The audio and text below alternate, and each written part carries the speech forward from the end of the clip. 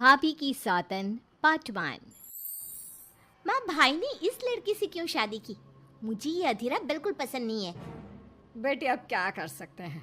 मैं भी तुम्हारे भाई की शादी इस लड़की से नहीं कराना चाहती थी, लेकिन समर्थ की जिद के आगे मुझे झुकना ही पड़ा। समर्थ ने अपनी पसंद की लड़की अधीरा से शादी की है, लेकिन उसकी माँ मंजू और बहन सौम्या को अधीरा बिल्कुल पसंद नहीं है। समर्थ की माँ ने तो अपने बेटे के प्यार के आगे अपना सर झुका लिया और दोनों की शादी करवा दी। लेकिन सौम्या ने अभी तक हथियार नहीं डाले थे। वो अभी भी अपनी भाभी को घर से निकालने की हर मुमकिन कोशिश कर रही है। बहू, ओ बहू, आज चाय मिलेगी या नहीं? लाई माँ जी। एक तो समर्थ भी न जाने कहाँ से इस लड़की को पकड़ कर ले आया है। हर काम ऐसे करती है मानो हाथों में मेहंदी लगी हो। लीजिए माँ जी चाय। अच्छा तो ले आई तू चाय। मुझे तो लगा था कि तू सुबह की चाय दोपहर के खाने के बाद देगी। माँ जी, दूध वाला लेट आया था, इसलिए चाय बनाने में लेट हो गई। इतने में सौम्या वहाँ आ जाती है। माँ, मैं अपनी सहेली देविका से मिलने जा रही हूँ, शाम को आऊँगी। सौम्या, मैंने तुम्हारे लिए नाश्ता बना दिया है, पहले नाश्ता कर लो फिर चली जाना। मुझे आपके हाथ का बेस्वाद खाना नहीं खाना।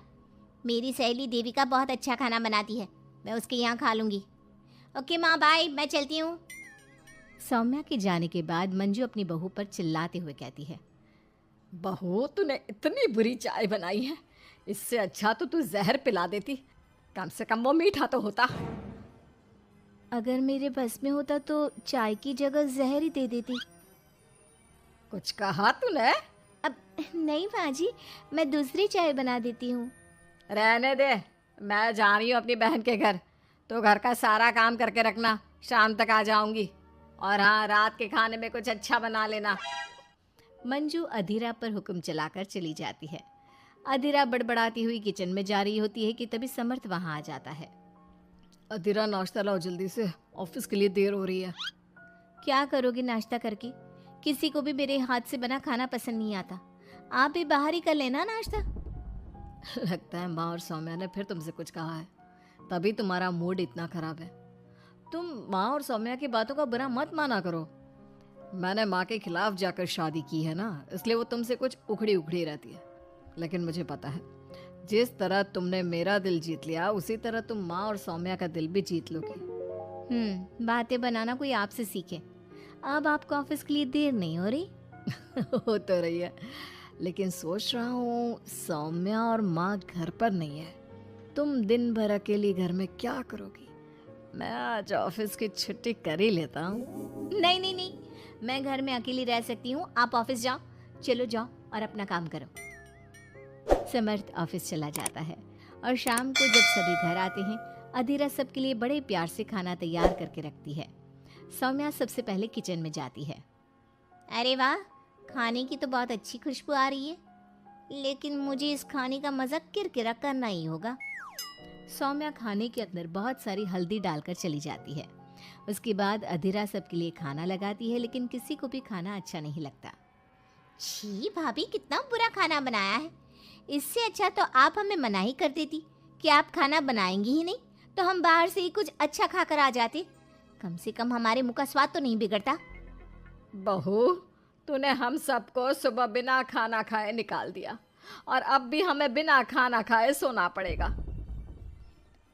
क्या करती हो अधीरा? तुम्हें खाना बनाना भी नहीं आता क्या? दिमाग खराब कर दिया। समर्थ गुस्से में वहां से चला जाता है। उसके पीछे पीछे सौम्या भी जाती है। भैया, हमने आपसे कितना मना किया था कि इस लड़की से शादी मत करो मत करो, लेकिन आपने हमारी एक नहीं सुनी। आप मेरी सहेली देविका को तो जानती हो ना, सुंदर होने के साथ साथ हर काम में माहिर है। सौम्या देखो, मैं वैसे ही परेशान हूँ, तुम मुझे और परेशान मत करो, जाओ यहाँ से। सौम्या ने समर्थ के दिल में अधीरा के लिए नफरत डालने की कोशिश की।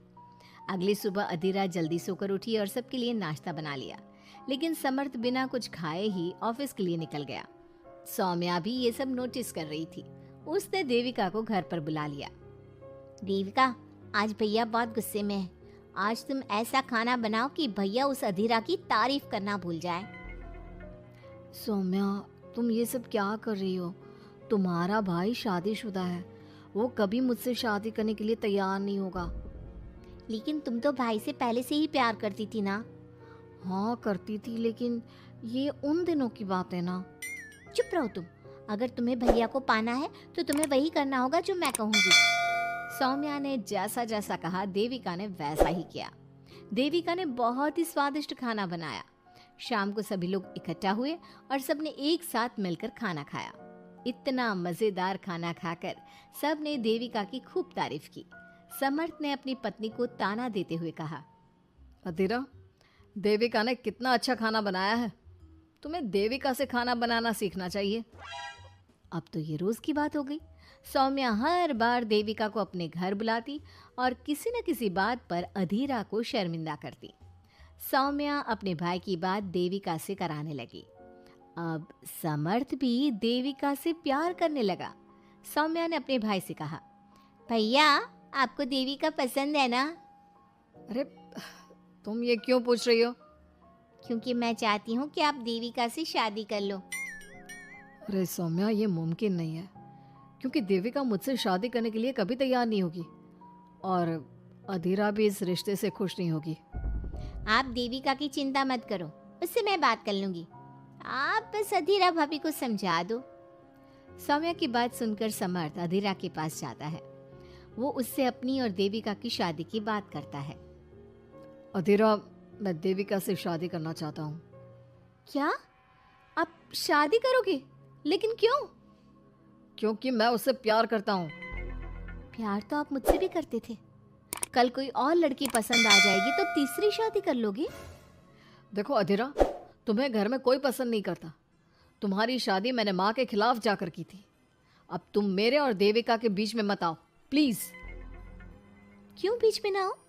मैं ये शादी नहीं होने दूंगी, आप चाहे कुछ भी कहो।